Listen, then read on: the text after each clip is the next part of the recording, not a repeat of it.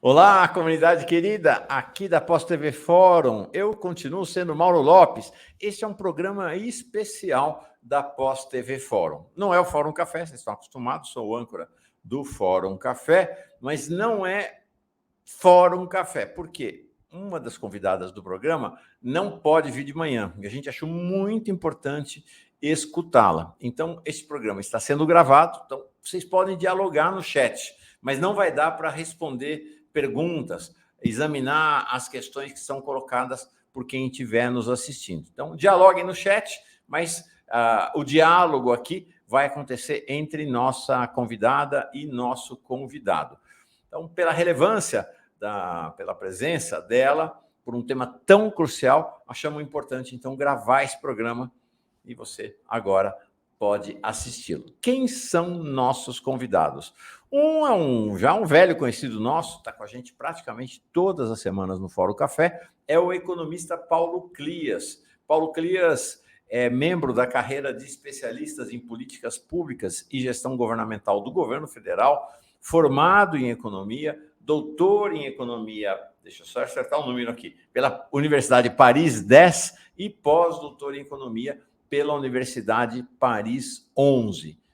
Que 11, que nada. Pela Universidade Paris 13. Fui olhar para acertar o número, nem olhando.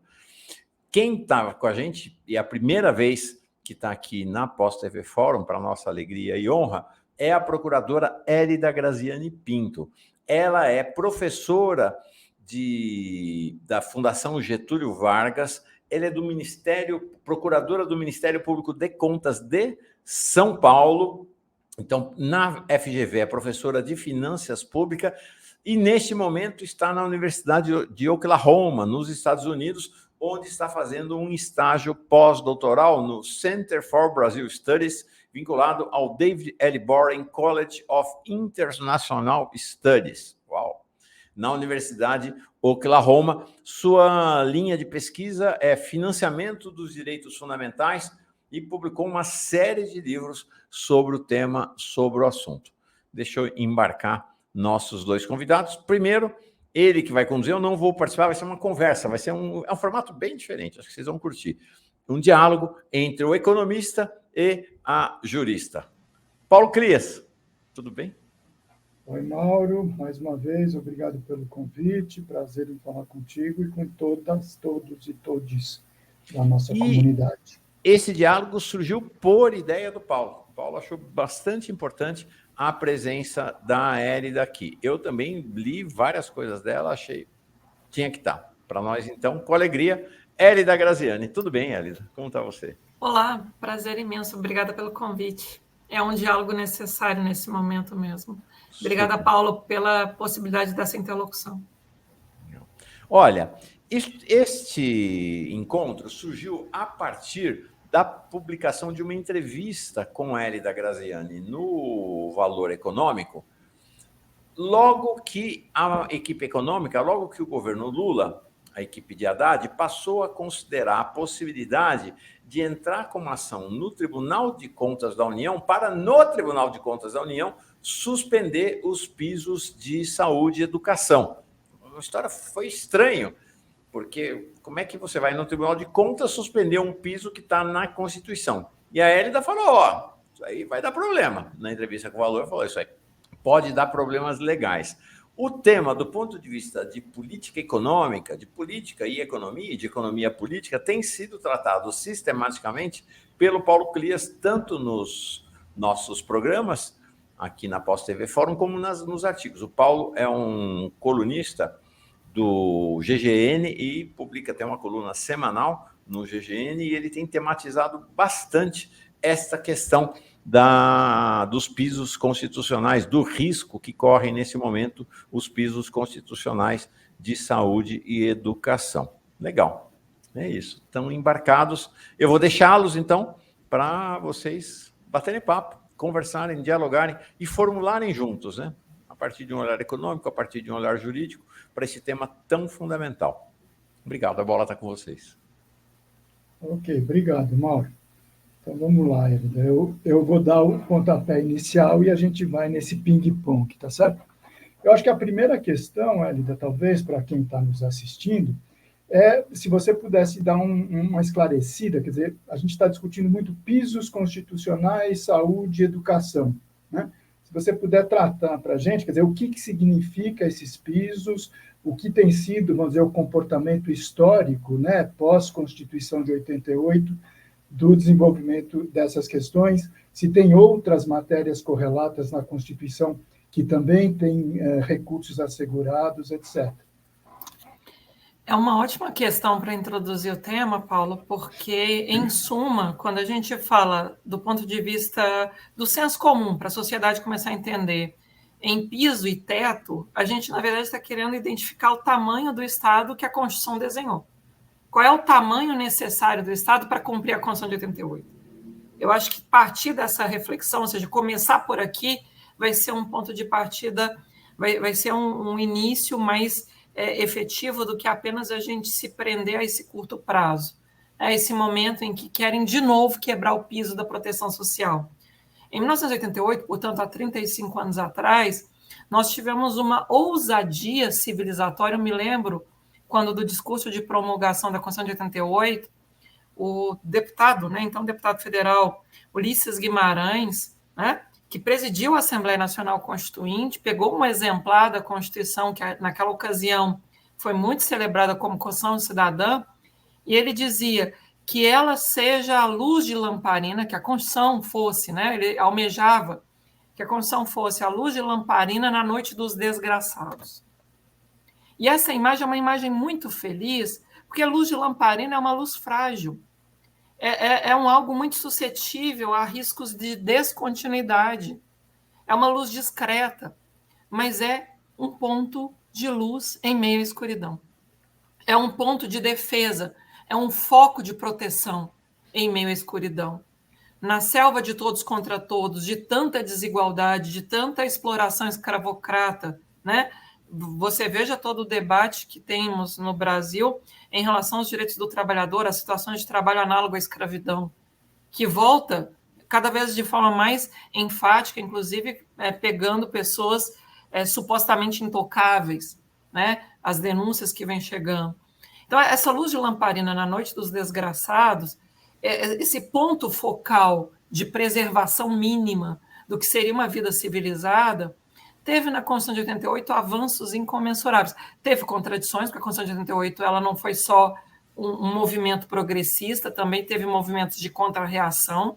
Ele é um texto contraditório, por definição, mas houve dentro da Constituição de 88 agendas profundamente progressistas. O exemplo mais claro, que ficou bem forte na mente do cidadão comum, é o SUS. O Sistema Único de Saúde foi o nosso maior legado civilizatório de 88. Construímos um sistema universal que promete não apenas a ideia de que todos temos direito à saúde, mas uma saúde integral. Universalidade, integralidade e gratuidade nessa perspectiva de direito e não mercadoria. Ora, mas não adianta afirmar a existência de direitos se você não tiver como financiá-los. Direitos demandam recursos. Eu sempre digo, para tentar dialogar com os colegas de Ministério Público, do sistema de controle externo, dos tribunais de contas, que sem dinheiro não se realizam direitos. E a Constituição de 88 estabeleceu mecanismos de proteção do custeio dos direitos que ela afirmou. Então, além de ela arrolar um elenco bastante generoso de direitos, e veja, Paulo, isso é importante também para uma introdução. Até a Constituição de 1988, quem aparecia primeiro, topograficamente, quem aparecia primeiro nas nossas constituições brasileiras era o Estado. Era a identificação do poder, como o poder era exercido e qual era o arranjo formal do Estado brasileiro. Separação de poderes e tudo mais. A Constituição de 88 inverte essa disponibilização topográfica dos capítulos, dos títulos, e traz o homem para o início. Traz os direitos... Né? Exato. Aqui, homem, eu digo, e é bom que você me corrija, até para não haver nenhuma dimensão misógina, nenhuma fragmentação conceitual. Traz o cidadão para o início daquela que é a Carta de Direitos Fundamentais. Ela inverte o papel. Primeiro vem o cidadão e depois vem o Estado. Né? E ao fazer isso, ela toma muita consciência de que não basta afirmar os direitos, precisa também custeá-los. E estabeleceu não apenas os deveres de aplicação mínima em saúde e educação, e explico porque a saúde, desde 88, tem um patamar proporcional mínimo de gasto, diferentemente do que o governo alega, muitos alegam que só seria a emenda 20 que trouxe um piso de proporção da receita para o gasto em saúde. Não, desde 88 já havia. Lá no artigo 55 da DCT, Paulo, já havia a previsão de que 30% do orçamento da Seguridade Social deveria ser para o SUS. Mas antes disso, eu queria retomar uma perspectiva igualmente importante.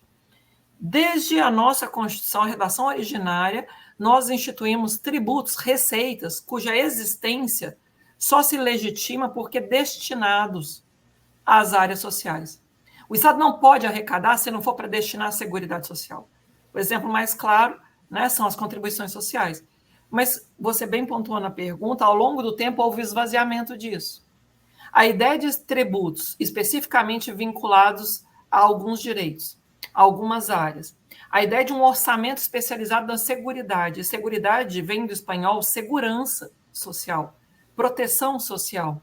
Nós evitamos até o termo em português, segurança social, por causa da memória recente da ditadura. A gente não queria dar um empoderamento terminológico para a ideia de que os militares ou que qualquer força de segurança pública tivesse a proteção dos direitos sociais. Então, se tornou seguridade. A nossa teia de direitos à saúde, previdência e assistência social. Então, além de uma receita própria, vinculada à área social, tributos destinados, que são as contribuições sociais, um orçamento próprio, veja, um orçamento da Seguridade Social, nós temos os pisos. E os pisos, ou seja, esse dever de gasto mínimo proporcional à receita, eles têm essa perspectiva de tamanho constitucionalmente necessário do Estado, abaixo do qual é inconstitucional que o Estado opere.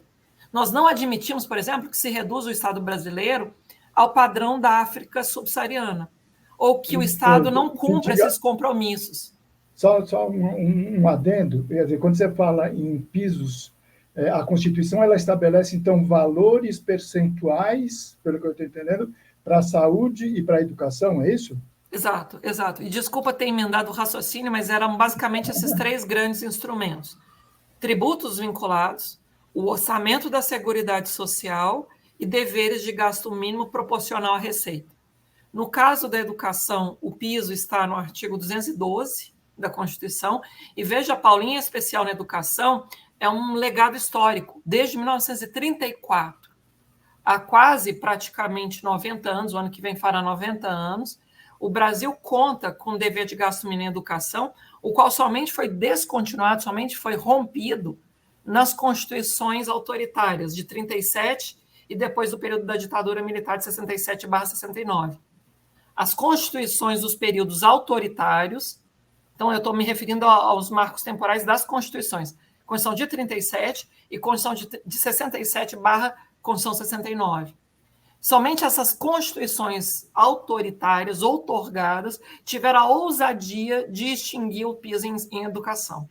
O piso da saúde existe desde 88, ele estava, como eu disse, originariamente no artigo 55 da DCT, e previa 30% do orçamento da Seguridade Social para a saúde. No caso da educação, você tem variações conforme o ente da federação. A União, 18% da receita de impostos, e os estados e os municípios, 25% da receita de impostos e transferência de impostos. Perfeito. Bom, então acho que isso realmente dá para a gente um quadro, quer dizer, a gente tem uma estrutura montada, né, como você diz, na Constituição de 88, mas talvez seja interessante, inclusive, a gente pontuar, quer dizer, além dessas questões que você apresenta, né, garantia dos direitos sociais, etc., também tinha uma espécie de um sonho, vamos dizer, nessa lamparina da noite dos necessitados, né, na frase feliz do deputado Ulisses Guimarães, você tem uma ideia, ou pelo menos um sonho, de um projeto de nação, quer dizer, de um país com desenvolvimento econômico, com inclusão, com redução das desigualdades, com protagonismo do Estado, quer dizer, em áreas estratégicas, etc. E isso, pouco a pouco, né, quer dizer, desde 88 para cá, a grande maioria das emendas, né, que vieram a alterar foram no sentido da redução de direitos, da redução do peso do Estado, da redução de obrigações, e coisas que nunca foram implementadas, tá certo? Quer dizer, o Plano Nacional de Desenvolvimento que está previsto, né, que seria uma forma de organizar o Estado, dar uma direção para os desejos da sociedade, infelizmente, dentre outras tantas questões, nunca foi implementado, tá certo?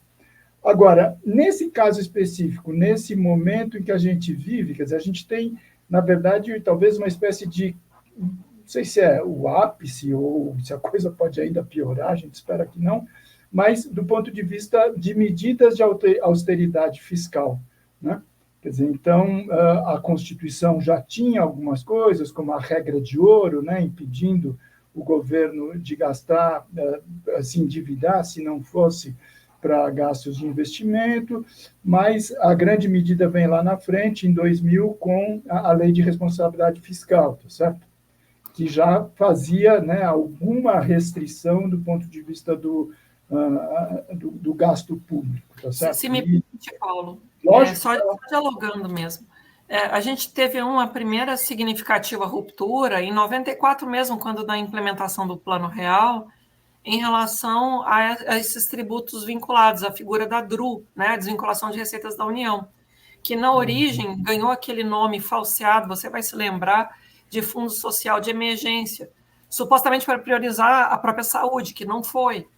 E na mesma época, ao longo dos anos, porque a DRU vigora até hoje, vai vigorar até o ano que vem, vejam, algo transitório, porque está na DCT, o Ato das Disposições Constitucionais Transitórias, e que já está vigendo ali precariamente na DCT há 30 anos, praticamente. Mas a DRU começou como Fundo Social de Emergência, virou Fundo de Estabilização Fiscal e depois a só desvinculação de recursos. A DRU é um exemplo claro de como você foi corroendo aos poucos essa estrutura de proteção do custeio dos direitos fundamentais. Exato, muito bem lembrado. Quer dizer, então, a gente tem essa sequência, entre aspas, de medidas provisórias, transitórias, mas que está, né, quer dizer, de alguma forma se eternizando, né, porque essa orientação, vamos dizer assim, da austeridade fiscal, da lógica fiscalista, quer dizer, ela prioriza o quê? A ideia é que você precisa ter redução da despesa pública de uma maneira geral, né? A intenção é gerar aquilo que no economês, né, o pessoal chama de superávit primário, né? Quer dizer, então você tira as despesas financeiras, o pagamento de juros, né, da dívida pública é o grande responsável por esse tipo de despesa, e você, então, pouco a pouco, começa a comprimir, né, essas despesas de natureza mais social, tá certo? Então, saúde, educação, previdência, assistência social, pagamento de salários, depois começou a entrar investimentos públicos, enfim, um conjunto de medidas que foi cada vez mais, quer dizer, limitando a capacidade orçamentária à destinação de recursos para essas áreas, tá certo? Vem uma medida mais ousada, vamos dizer assim, em 2016, que é o teto de gastos, né? Quer dizer, então, no fechar das noites, né, se a gente fala de lamparina, né, na escuridão de dezembro de 2016, logo depois do golpe contra a presidente Dilma, então, vamos lembrar, Henrique Meirelles era o ministro da Fazenda, do interino Temer, e veio com um teto de gastos, quer dizer, aquela loucura que durante 20 anos o Brasil não poderia ter nenhuma elevação real das suas despesas orçamentárias, certo? A gente penou, né, quer dizer, de 96 até 2022, e mesmo 23, porque teoricamente a coisa ainda está valendo, né? E isso ainda reforçou, quer dizer, essas medidas, né, porque você passa a ser um dos poucos países do mundo em que você não pode crescer a despesa pública sob nenhuma hipótese. Quer dizer, pode ter mais necessidade de saúde, a população pode envelhecer, né, e o que é bom, né, porque isso, então, aumentando as despesas com previdência, aquela coisa toda, e o Estado não podendo aumentar, né, o seu gasto na mesma medida. E agora, né, fazendo um recorrido muito rápido, tá certo?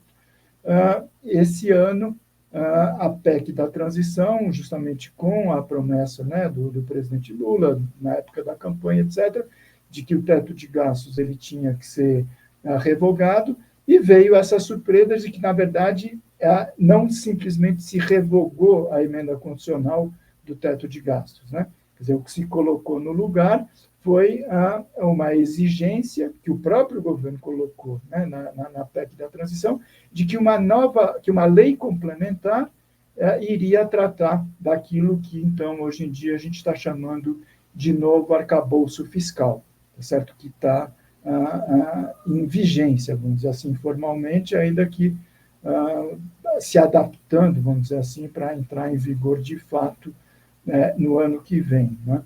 Mas eu queria que você conversasse um pouco com a gente, quer dizer, a respeito da tua interpretação, quer dizer, desse processo de transição, né? Quer dizer, do teto de gastos para o novo arcabouço fiscal, e aí, então, a gente depois pode entrar nessa coisa mais conjuntural, mais imediata, que são, né, as eventuais mudanças, né, nesses pisos mínimos que estão assegurados até o momento.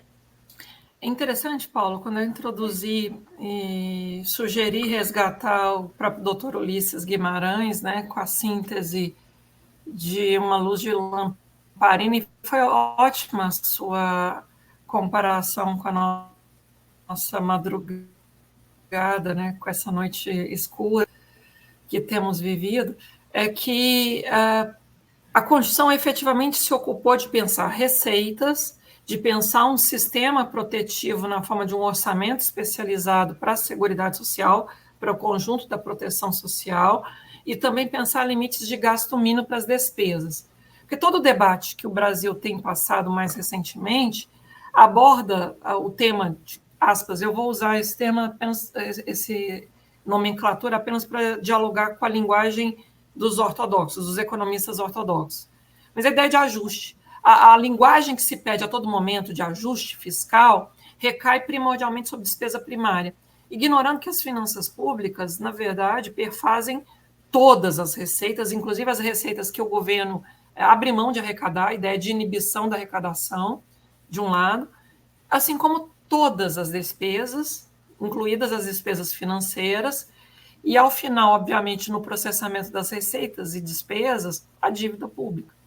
Enquanto você explicava a trajetória do Brasil sob esse regime de austeridade, me lembrava claramente do problema de quando o Brasil apenas observa o numerador da relação dívida-PIB, ele ignora que, ao não fazer os investimentos, ele constrange o potencial de crescimento do denominador, ou seja, do próprio PIB.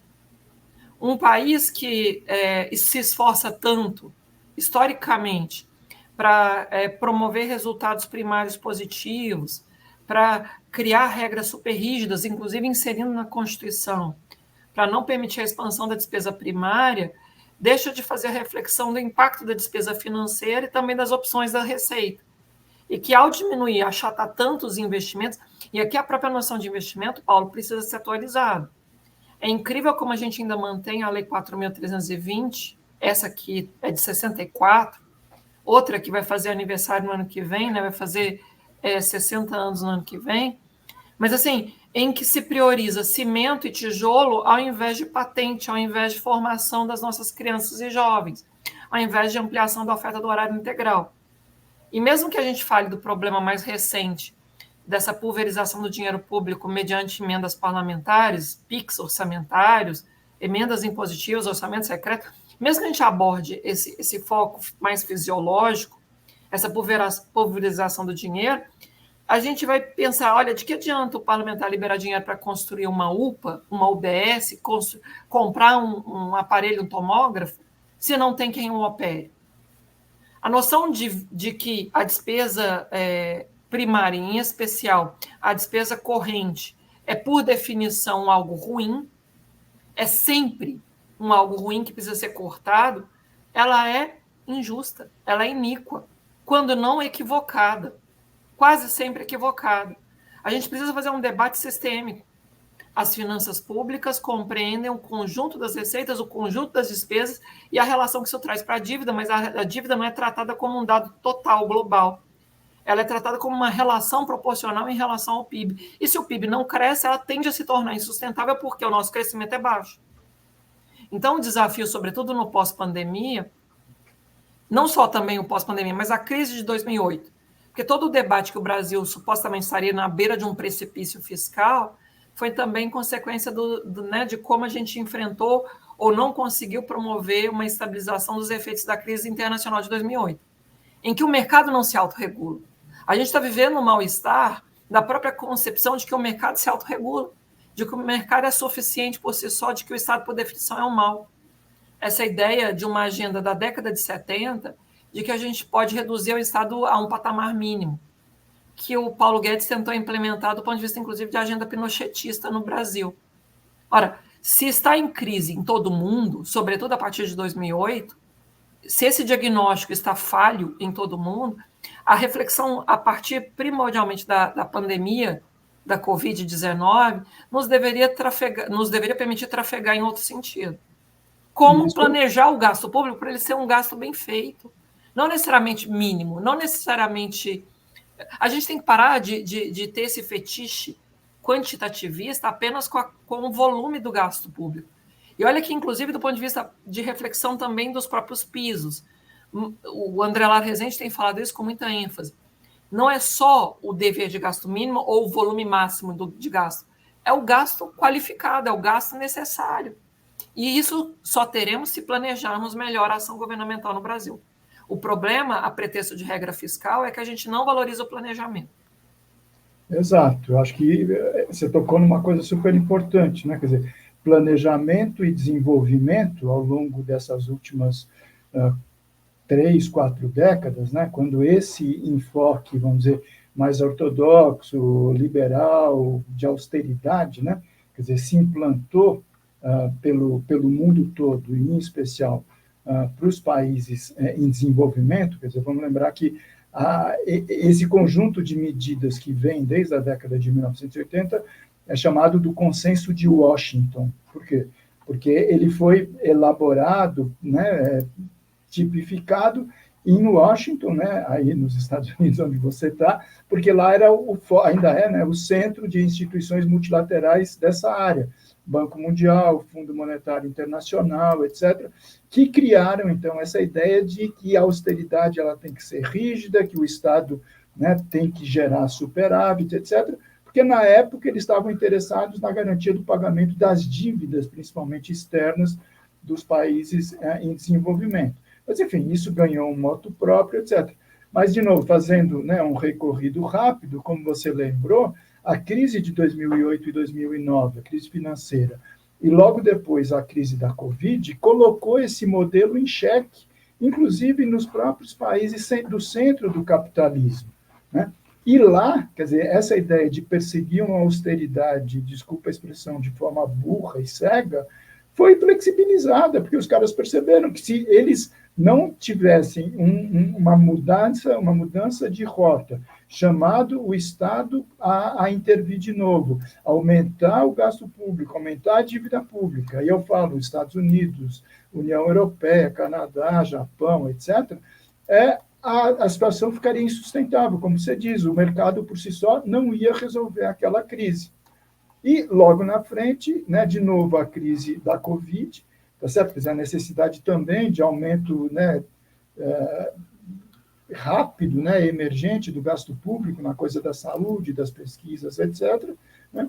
Então, houve uma espécie de flexibilização, mesmo no centro dos países capitalistas, dessa noção mais hardcore, vamos dizer assim, mais extremada da austeridade. Mas tem alguma coisa que me inquieta, que as elites brasileiras não aceitam isso, né? Quer dizer, o pessoal adora copiar o modelo americano, American Way of Life, etc. e tal, mas quando vem falar de austeridade, de proteção do sistema financeiro e tal, não.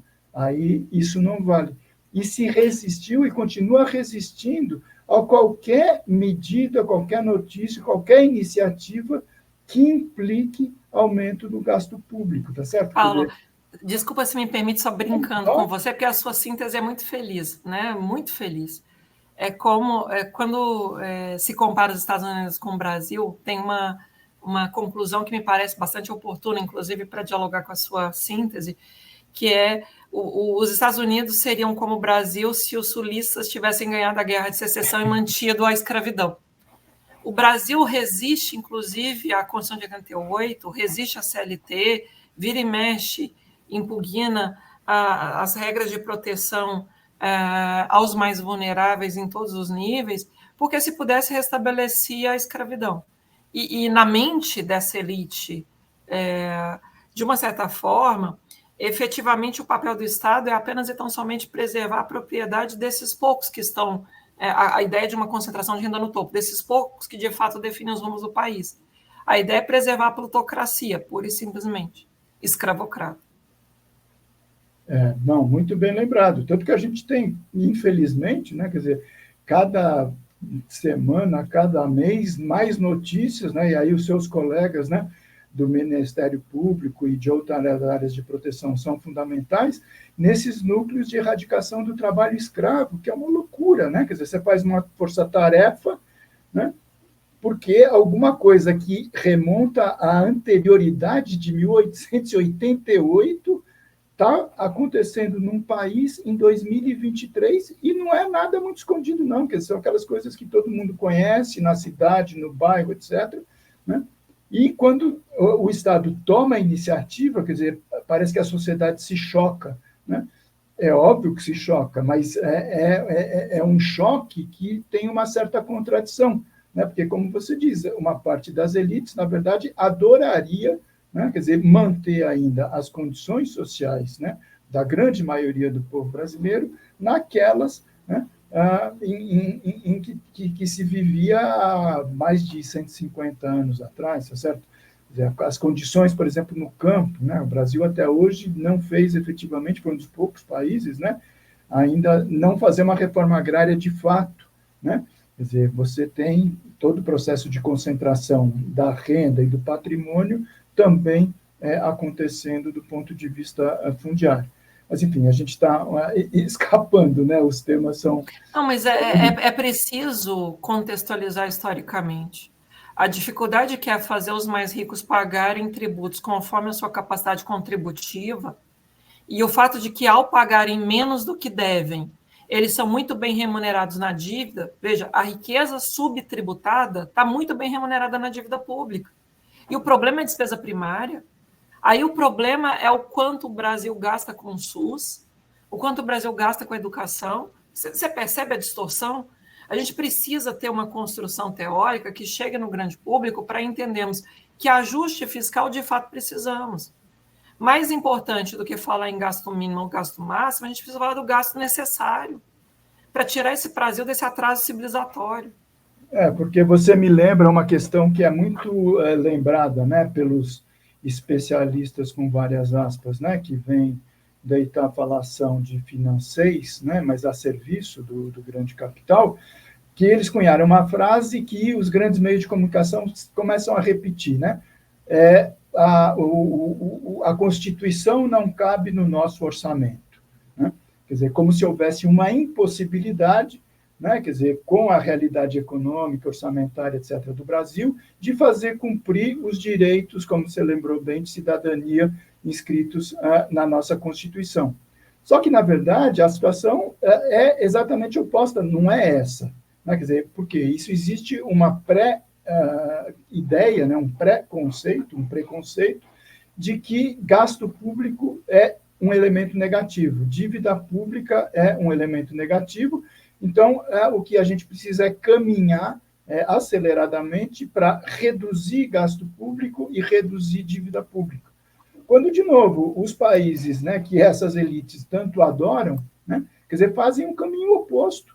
Né? Quer dizer, os Estados Unidos têm uma dívida que, se fosse usar a métrica deles, que eles querem usar aqui, seria impagável, o país já teria quebrado. O Japão tem quase 220%, né, do seu PIB na forma de dívida pública. O Brasil começa a chegar em 60%, o pessoal já acha que é o final do mundo. Né? O Canadá, onde eu passei algum tempo, né, recentemente, também é a mesma coisa.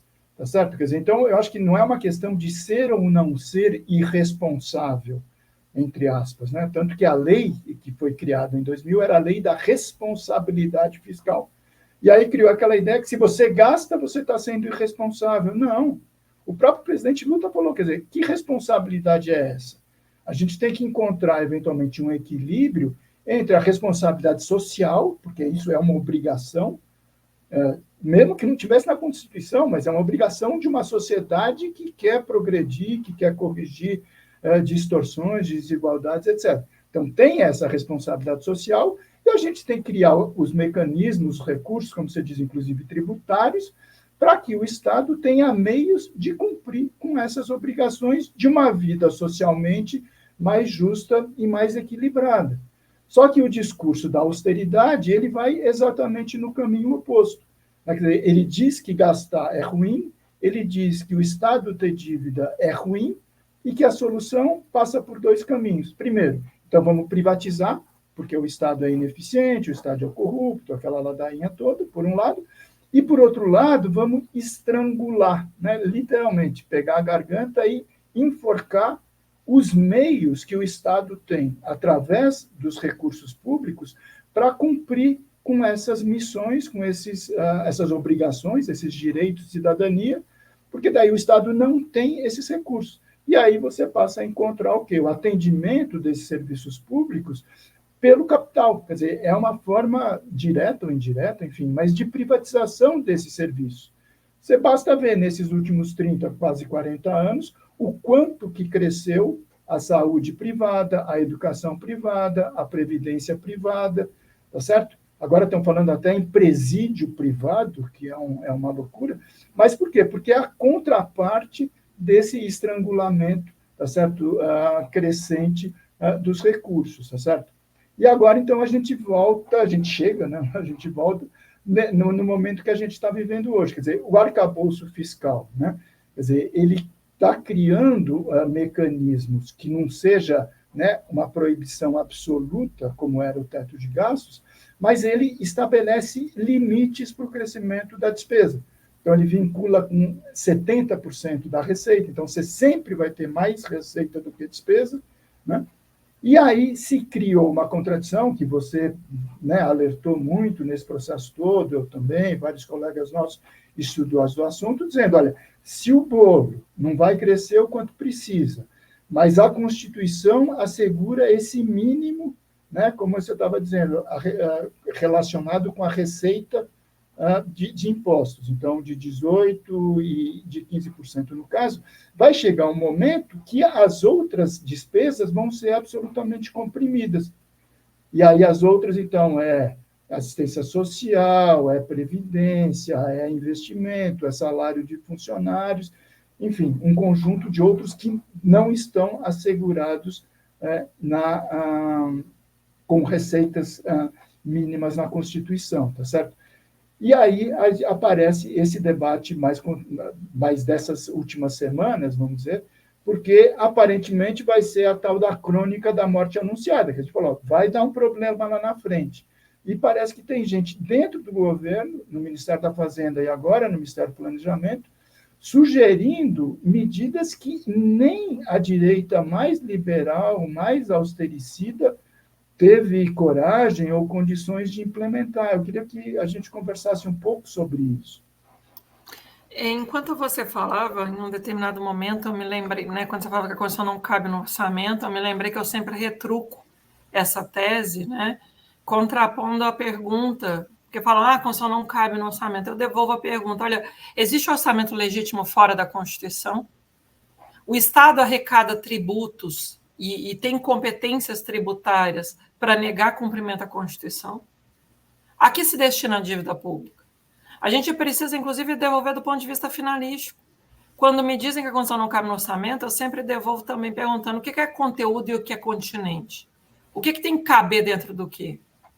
A gente precisa disputar a construção conceitual dessa narrativa de que não tem dinheiro para quem? Não tem dinheiro para quê? Né? De novo, o debate que precisa ser feito na devolutiva desse tensionamento, nessa dialética hegeliana, é o tamanho constitucionalmente necessário do Estado brasileiro. Ou a gente não quer cumprir o nosso pacto social? Não é sem razão que esse pessoal que vai na imprensa, que disputa as ideias cotidianamente, vilaniza tanto a Constituição. Para eles é uma Constituição romântica, demagógica, incapaz de se cumprir, quando, na verdade, é o que nos trouxe para fora daquela sombra ditatorial do período militar e que nos permite ser minimamente civilizados. Porque, de outro modo, seríamos o quê? Efetivamente um país escravocrata, como ainda muitos pretendem que seja. Então, feita essa retomada, porque eu não consigo não fazer a retomada histórica, a gente precisa circunstanciar e devolver com ênfase a crítica que o outro lado nos faz. A perspectiva atual é de rebaixar os pisos. Mas, Paulo, a quem aproveita rebaixar os pisos? Uma casa sem seus pilares não tem teto, o teto rui, o teto cai. Veja você, piso é mínimo, não dá para ser abaixo dele, a menos que você queira fazer um porão, um subsolo. Até fazendo analogia boba com a área da engenharia, né? Se quiserem rebaixar os pisos, é para a gente entregar menos direitos do que a Constituição exige. Ou adiar, como acontece com fila de espera, com passivos judicializados, com precatórios, com a ausência de correção monetária, igual aconteceu com a merenda escolar, que ficou 6 anos sem correção monetária. Então, o outro lado argumenta que existe uma gastança, à beira de um abismo fiscal, uma dívida supostamente insustentável, quando a gente está há 40 anos com estagnação econômica, porque o Estado está, como você bem definiu, estrangulado. A gente está há 40 anos estrangulando nossa capacidade de fazer investimentos. A gente não consegue projetar e, de fato, cumprir um ciclo de planejamento econômico que fomente o desenvolvimento, que fomente os agentes públicos e privados da mesma dinâmica que a China, por exemplo, tem empreendido, ou outros países, inclusive. Né? A ideia de retomada aqui nos Estados Unidos de um Green New Deal, né? de uma outra agenda, inclusive, para enfrentar a crise climática. Agora, quanto aos pisos em saúde e educação, em especial essa novela recente, o governo sabia desde o início que a agenda do que foi proposto dentro desse projeto de lei complementar, que era do novo arcabouço fiscal, PLC 93, que depois virou a lei complementar 200, este projeto foi enviado em abril, e desde abril, você se lembra, porque foi próximo do envio do projeto de lei de diretrizes orçamentárias, a gente já foi falando, olha, do jeito que está, não se sustenta. Não só por causa dos pisos em saúde e educação, mas porque o governo anterior parcelou pagamentos precatórios. Quando voltarem os precatórios, que são as dívidas judiciais, né, quando o governo fica devendo e a justiça manda pagar, quando voltarem os precatórios parcelados pelo governo Bolsonaro nas emendas 113 e 114, e quando os pisos em saúde e educação, você bem citou, e acho que a gente não explicou claramente, quando a Constituição foi aprovada em 88, o piso em saúde era 30% da receita do orçamento da Seguridade Social. Esse piso foi muito redesenhado ao longo dos anos. Sempre a União se retraindo, empurrando a fatura para os estados e municípios. Existe um conflito federativo também no financiamento do SUS. Mas o piso da União foi sendo redefinido várias vezes, e agora com a revogação do teto, dado pela emenda 95, ele voltaria a ser 15% da receita corrente líquida. 15% da receita corrente líquida. Esse é um piso dado pela emenda 86 de 2015. Só que o governo, fazendo uma manobra que, ao meu sentir, é uma fuga ao debate no Congresso, deveria, inclusive, aprovar uma proposta de emenda à Constituição, se ele quer reduzir os pisos, porque, de fato, é isso, é a agenda que você bem situou, nem mesmo os mais ortodoxos de governos liberais tiveram essa ousadia de formalmente alterar o texto permanente da Constituição, sempre colocavam na DCT para despistar, para tergiversar, para falsear que estavam mitigando o piso da proteção social. Um governo supostamente progressista faz isso à luz do dia e pede apoio dos órgãos de controle. E evita debater o tema franca e abertamente com a sociedade por meio de uma PEC. Então, é um pouco embaralhando o cenário, jogando fumaças. Agora, mais recentemente, inclusive alterando um projeto de lei complementar. Eu queria que você comentasse com aqueles que estão nos assistindo, quer dizer, as diferenças de estratégia e as consequências dessas diferentes opções, né? Quer dizer, então, como você diz, a gente é contra, mas o governo poderia apresentar uma PEC que, né, diga, ó, vai ser reduzido o piso da educação da saúde nessas condições. Provavelmente ela não seria aprovada, ou seria muito polêmica. A outra alternativa é ele, que você dá essa entrevista no Valor, ele pedir uma autorização, fazer uma consulta ao Tribunal de Contas da União para não cumprir esse piso. Isso é possível, Herder? Você que é especialista nessa área do direito, especialmente nas finanças públicas, como é que você vê essa possibilidade? Em direito, a gente sempre suscita interpretações. Né? Acho que a palavra mais aplicável ao direito é depende. As teses não são dogmáticas, não são definitivas. Elas são sempre contextualizadas. Então, o que o governo faria era tensionar a volta, porque, veja, a lei complementar que revogou o teto foi promulgada dia 30 de agosto. E eles estão argumentando que essa transição apenas nos últimos 4 meses do ano teria controvérsia, teria uma dúvida razoável. Então, o Tribunal de Contas da União seria chamado a explicitar como aplicar nesses últimos 4 meses. Seria como que o governo pedindo ajuda para clarear como cumprir. Só que, ao meu sentir, não há divergência, não há nenhuma dúvida razoável quanto a isso. Uma vez revogada a regra do teto, deve voltar a valer o texto permanente da Constituição. O teto estava no ato das disposições transitórias. Estava como uma regra de transição, era um regime para 20 anos, mas no ADCT. E se o governo atual quiser reduzir os pisos em saúde e educação, ele precisa arcar com um custo normativo, político, de alterar a Constituição no texto permanente. Ele não pode buscar apenas uma solução administrativa, uma interpretação de tribunal qualquer. E eu não estou desmerecendo o TCU, veja, eu não estou fazendo nenhuma análise sobre a autoridade dessa ou daquela instância de decisão. Eu estou dizendo, esse debate tem que ser político. Esse debate tem que se dar no Congresso, porque se trata de alterar uma regra constitucional. De fato, o governo não pode dizer que é só uma dúvida. Ele está, na prática, demandando a alteração de um regime constitucional. E não é uma questão de mera dubiedade hermenêutica, de controvérsia a ser resolvida por um juiz, por um magistrado. Mais recentemente, Paulo, é importante que se diga, o governo, vendo a repercussão dessa forma de burla que se sugeriu, né, ao consultar o TCU, ou seja, queria burlar o debate no Congresso, por meio de uma busca de consulta ao Tribunal de Contas da União. Na semana passada, passou uma alteração em um projeto de lei complementar. É o projeto de lei complementar 136. E aí já tem outro problema. O que era para acontecer na Constituição está acontecendo em lei complementar, cujo quórum é menor. De novo, o governo tentando esvaziar aquilo que a sociedade precisa saber com toda clareza, que se trata de uma escolha constitucional, e não de uma escolha residual. Só para esclarecer para quem está nos assistindo, você me corrija, a ideia foi que um parlamentar do PT, na base do governo, obviamente, né, apresentou uma emenda dizendo que o governo não precisaria cumprir, nesse ano 2023, o mínimo para a saúde. É isso que aconteceu? Ele assim, tecnicamente, né, se me permite que eu vou ter que ser técnica, em algum momento eu tento traduzir, mas às vezes tem que ser técnica. O que se propôs nesse projeto de lei complementar 136 foi redefinir a base de cálculo sobre a qual incide os 15% da saúde. Ao invés de ser a receita efetivamente arrecadada ao final do exercício, seria a receita estimada quando da lei orçamentária anual. E que teria uma diferença de cerca de 18 bilhões de reais em favor do SUS. A área da educação sofreria menos, porque ela é um percentual da receita de impostos. Veja, Paulo, olha como isso é tudo muito importante e integrado. Como o governo federal foi esvaziando a receita de impostos ao longo dos anos, porque os impostos são repartidos na federação.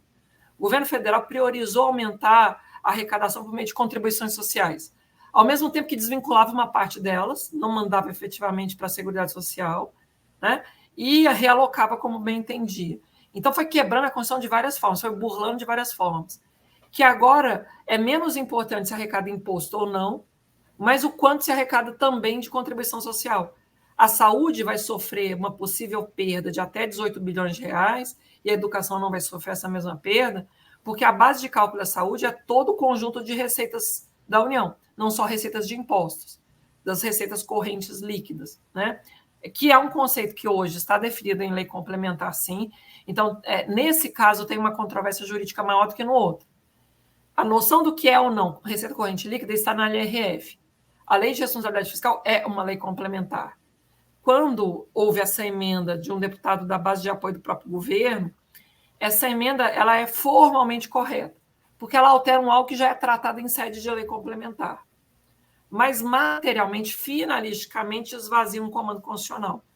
De todo modo, eu acho que nós não temos feito com tanta consciência, com tanta clareza, porque o governo está literalmente, como dizemos em Minas, eu sou mineira, né? Eu estou em São Paulo há 11 anos, mas em Minas a gente diz isso quase sempre, que é a ideia de comer pelas beiradas, de ir costurando, a pessoa perceba que você está corroendo o núcleo, exatamente porque você vai pegando aos poucos, né, pelos entornos. Eu tenho a impressão que essa imagem que você apresenta infelizmente, mas é muito bem adequada para essa questão. Quer dizer, a gente tem, da lógica de quem está no governo, né? Quer dizer, e que quer, entre aspas, resolver essa questão, né? Quer dizer, quando na verdade não é um problema, né? Gasto público em saúde, educação é uma solução, não é um problema. Mas é dizer, olha, não, então realmente a gente precisa mexer nesses mínimos. Então, dada a dificuldade política de aprovar uma mudança constitucional em véspera de ano eleitoral, né, 2024, vamos lembrar, tem eleições municipais, 5.571 municípios, né, 70, 80 mil candidatos, né, a prefeitos, vereadores, enfim, o sistema político, independente da questão, né, ideológica ou partidária, vai estar em movimento disputando o voto do eleitor, e uma das questões é a capacidade de desenvolver políticas públicas no plano local e a adesão ou não a um governo com popularidade em alta, vamos dizer assim, tá certo? Mas, então, o governo diz, é como se ele fizesse pequenas tentativas para ver se a coisa pega. Então, primeiro, essa emenda que você diz, uma lei complementar, é mais fácil, né? Foi no meio da madrugada, ninguém discutiu, tá? Aprovou. A segunda, se eventualmente passa uma consulta ao TCU, né? Se o TCU, né, eventualmente dá uma visão parecida, concordando e tal, com a excepcionalidade da medida, quer dizer, você começa a acumular para, eventualmente, lá na frente, fazer essa mudança, tá certo? Quer dizer, porque aí seria, como você diz, uma mudança para ficar. Seria um novo patamar, tá certo? Que a sociedade, a Constituição, etc., vai dar para alguma coisa que, desde 88, está sendo considerado como uma despesa essencial com mínimos assegurados, tá certo? Então, eu tenho a impressão que cabe, né, quer dizer, né, às forças que advogam, né, um projeto, vamos dizer, progressista, desenvolvimentista, com redução das desigualdades, etc., quer dizer, mostrarem o equívoco dessa medida, quer dizer, porque, infelizmente, ela vem de um governo que a gente acha que é um governo, né, quer dizer, que está caminhando, encerrou, né, quer dizer, a noite da tragédia, do bolsonarismo, etc., e, eventualmente, se apostava num processo de mudança, tá certo? Quer dizer, o presidente Lula ele tem dito, olha, quero fazer 40 anos em 4. Ele diz, olha, dizia na época da campanha, não, vamos revogar o teto de gastos. Ele insiste em dizer, que é uma visão bem pessoal dele, educação e saúde não é gasto, é investimento. Mas, aparentemente, a equipe econômica, quer dizer, está indo no sentido oposto. Quer dizer, se essa medida ela é aprovada, junto com outras que já estão por aí, infelizmente, quer dizer, ele corre o risco de não conseguir entregar 40 anos em 4. Né? Quer dizer, e de, como ele diz, eu quero fazer mais e melhor do que eu já fiz. Essa foi a condição que eu aceitei para um terceiro mandato. E, aparentemente, estão criando dificuldades para ele cumprir essas promessas. O que você avalia? Eu gosto muito da imagem de erosão, sabe, Paulo? A gente está falando em erosão dos pisos em saúde e educação, em erosão do nosso pacto civilizatório, literalmente corroendo, né, esses pilares que nos sustentam. E, de novo, ao mesmo tempo em que quem mais tem capacidade contributiva, quem mais tem riqueza, paga proporcionalmente menos do que deveria. A gente tem um teto, durante muito tempo o debate do teto vigorou, Paulo, porque não era só um teto de despesas primárias, era uma proteção a que não se aumentasse também a carga tributária. Esse pessoal, em última instância, falava teto de despesa primária como um constrangimento para proibir que se pensasse aumentar a carga tributária de quem mais recebe. Você veja que era um anteparo intelectual para evitar que eles fossem chamados a pagar tributos conforme a capacidade contributiva. Me lembra muito o debate em direito, a gente resgata sempre isso, o debate na transição do século XIX para o século XX, do que veio depois a ser chamado e relevante entre nós, que é o princípio da função social da propriedade. Quem se enriquece não se enriquece sozinho, se enriquece numa sociedade. A gente precisa fazer esse debate estrutural, sabe, do conflito distributivo. Um país tão desigual, com o nível de despesas financeiras no patamar em que se encontra, fazer ajuste só sobre os PIS em saúde e educação é iníquo. E a gente precisa, inclusive, fazer a perspectiva de 35 anos de Constituição, tá? Tudo bem. Ela tem desafios, a gente precisa projetar como cumpri-los, mas somente vamos destravar nossos gargalos econômicos, desenvolver, projetar capacidade de investimento em infraestrutura humana, resgatar o que nós havíamos nos comprometido em 88, se a gente efetivamente atribuir algum papel civilizatório ao Estado, enfrentar essas elites escravocratas, enfrentar essa dificuldade de tributar riqueza que foge para paraísos fiscais. E não são só paraísos fiscais no exterior, são paraísos fiscais em fundos exclusivos. Né? A gente tem que... exatamente, a gente precisa fazer esse enfrentamento sistêmico. Me desagrada profundamente quando os meus colegas de sistema de controle externo, de Ministério Público, quando os operadores do direito fazem uma leitura formalista da LRF ou uma leitura formalista das regras fiscais, vilanizando as despesas primárias e não enxergando os impasses das despesas financeiras, comprando a tese de que os juros são altos porque o Estado é um mal pagador, quando, na verdade, a gente tem conflitos, inclusive de interesse, em relação a quem ocupa a condição de diretor do Banco Central. Né? O debate é bastante mais complexo e a gente precisa realmente, naquilo que eu desde o início eu tenho dito, tematizar o tamanho constitucionalmente do Estado brasileiro. Saber o que se espera do Estado, que ele faça em nosso nome. Não estou dizendo que o Estado vai ser o único ator da vida em sociedade. É preciso, claro, um mix público e privado. É preciso integrar a agenda do mercado, fomentá-la da melhor forma para ela se desenvolver. Mas não é com o Estado mínimo que a gente vai conseguir promover desenvolvimento e inclusão social. Exato, e acho que você apontou um ponto muito importante, né? Quer dizer, justamente essas forças que mais gritam, né, bradam contra a presença do Estado, contra a suposta carga tributária elevada, são os que menos pagam imposto, né? Quer dizer, o nosso sistema tributário, que é a contraparte, né, desse sistema de direitos sociais, de cidadania, etc., ele é extremamente regressivo, como se diz no jargão do economês, né? Quer dizer, então, a população da base da pirâmide, que tem baixa renda, que tem quase nenhum patrimônio, paga proporcionalmente muito mais tributo do que o topo, né, o 0,1, o 1, o 5%, ou o que seja, né? Porque você tem, como você diz, quer dizer, há aspectos da Constituição desde 88 que nunca foram regulamentados. Por exemplo, tem lá imposto sobre grande fortuna, tem que ser regulamentado em lei complementar. Desde 88, nada foi feito a esse respeito. Em 95, 96, se não me engano, foi aprovado a isenção do imposto de renda para lucros e dividendos, que é também uma excrescência. Então, esse pessoal que grita, não, porque cobramos muito imposto no Brasil, eles não pagam nada. Eles têm desde os paraísos fiscais, como você diz, lá fora, os paraísos aqui dentro, e esses subterfúgios todos, tá certo? Que a não legislação ou a legislação favorecida permite continuarem sem pagar tributo, tá certo? E essa questão, Paulo, me parece cada vez mais clara. O único efeito positivo do teto, se é que houve algum, foi evidenciar que a gente tem aí atrás do debate da despesa primária o debate das receitas que não arrecadamos conforme deveríamos. Tantas renúncias fiscais, a dívida ativa trilionária que o governo não consegue porque os sonegadores são premiados.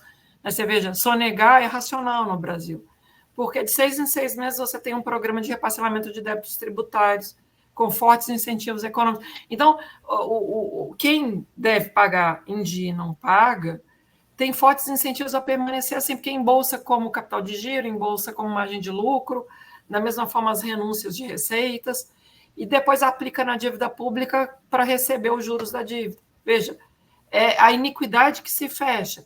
E aí o problema é o gasto social.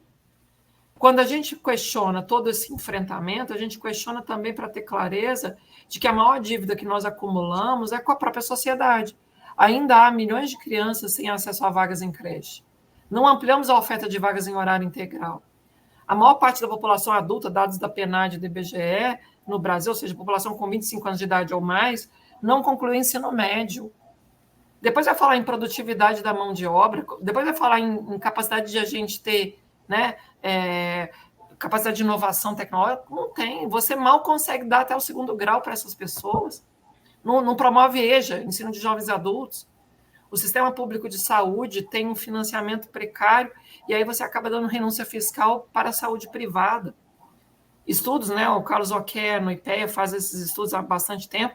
Ele aponta que o volume de renúncia fiscal para a saúde privada já chega ao equivalente a 40% da dotação do Ministério da Saúde. E aí vai falar em apenas fazer revisão dos gastos, revisão periódica de gastos de despesas primárias e não das renúncias fiscais, não consegue fazer o enfrentamento das despesas financeiras.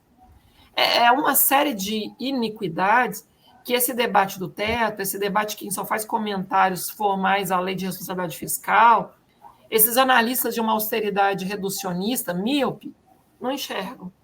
Por isso que o foco tem que ser a Constituição e o planejamento de médio prazo. O que ordena legitimamente prioridades no nosso país é o planejamento, mas um planejamento que dá cumprimento à Constituição. Qual é o tamanho constitucionalmente necessário do Estado brasileiro? A gente precisa ter capacidade de projetar ao longo do tempo, que é impossível dar tudo para todo mundo agora de uma vez só, né? A gente precisa planejar, mas planejar com foco no cumprimento da Constituição. Porque, de outra forma, é essa barbárie que a gente vive cotidianamente. Muito bem, Hélida. Eu acho que você fechou com chave de ouro, né? Eu devolvo a bola para o Mauro, mas eu exijo um compromisso público aqui, Mauro. Tem que chamar a Hélida outras vezes, porque, olha, a contribuição dela, que é uma pessoa normal, não é que nem eu, que sou economista, né? O enfoque do jurista é fundamental para esse debate. Não, eu estava ouvindo aqui quietinho, realmente fantástica essa conversa e essa interação de vocês dois. Hélida, vou contratar o Paulo Clias como âncora do Fórum Café. Se cuida, Mauro, segura teu emprego aí, que senão você está em risco.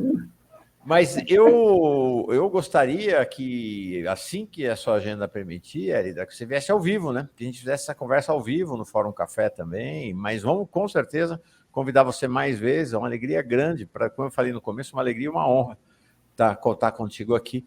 Você tem se tornado, ao longo dos anos, uma referência, né? E para nós, uma referência positiva de defender um dos maiores patrimônios do povo brasileiro, né? Tem patrimônio do povo brasileiro que é imaterial, mas que é fundamental, que é a Constituição de 88, né? E tem outros patrimônios extremamente tangíveis, que são filhos da Constituição de 88, por exemplo, a demarcação das terras indígenas. Ainda bem, o Supremo resolveu, esta semana, já tem maioria no Supremo, não tem nada de marco legal. Vamos ver a guerra institucional agora, como será com a Câmara e com o Senado, hoje marcadamente reacionários em relação aos direitos dos povos indígenas e tantos outros direitos do povo brasileiro. Então, bem legal. Estou nessa Constituição aí, não abro, viu, Hélida? É o nosso pacto civilizatório. Né? Eu tenho que fazer uma declaração de conflito de interesses. Eu sou o que sou por causa da escola pública, eu sou o que sou porque desde a primeira infância sempre usando o SUS, só cheguei aqui exatamente por causa da Constituição de 88.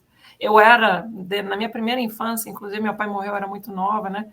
Eu era uma desses, a Constituição da Noite Escura, né? A luz de lamparina, eu era um desses vulneráveis desgraçados, desses vulneráveis sem horizonte. Se não tivesse havido a Constituição, provavelmente minha mãe não teria tido a pensão de um salário mínimo do INSS quando meu pai morreu, eu não teria tido a escola pública, não teria tido o SUS. Meu pai, inclusive, usava o SUS para fazer hemodiálise e esperava transplante. Então, assim, esse projeto emancipatório que a Constituição tem para todos nós.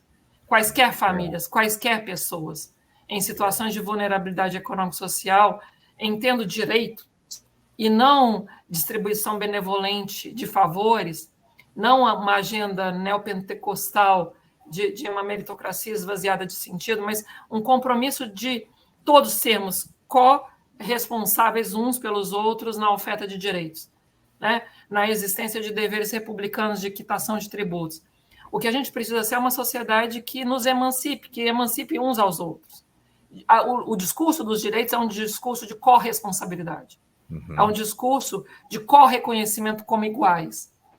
Se não formos assim, vai prevalecer essa lógica de selva, de cada um por si, Deus por todos, mas um Deus, uma lógica religiosa, né, uma dominação tradicional, em que a pessoa efetivamente não considera o outro como um igual. Sempre tem aquela perspectiva de tratar como inimigo, de uma discriminação, de uma polarização. A linguagem dos direitos é uma linguagem inclusiva, é uma linguagem de corresponsabilização. E eu me sinto, sim, uma filha da Constituição de 88 nesse sentido. Legal. Meu conflito de interesses precisa ser declarado. Legal, muito obrigado. Hélida, Paulo, obrigado demais, viu? Grande programa. Eu que agradeço. Eu vou ter que sair, se vocês quiserem ficar mais um pouquinho. Eu não, no meu acho que é isso, aqui, está feito. Tá? É isso aí, grande programa hoje. Obrigado, Paulo, obrigado, Hélida. Boa caminhada para vocês. Paz e bem, comunidade. Vamos juntos, juntas, juntos. Obrigado, Hélida. Prazer. Tchau, tchau.